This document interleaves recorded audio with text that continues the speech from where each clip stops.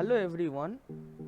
Today I will show you how you can make a Windows 11 bootable USB.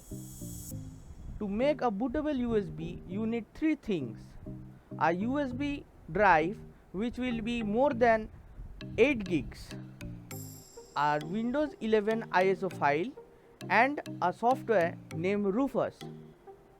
First you have to download the software Rufus.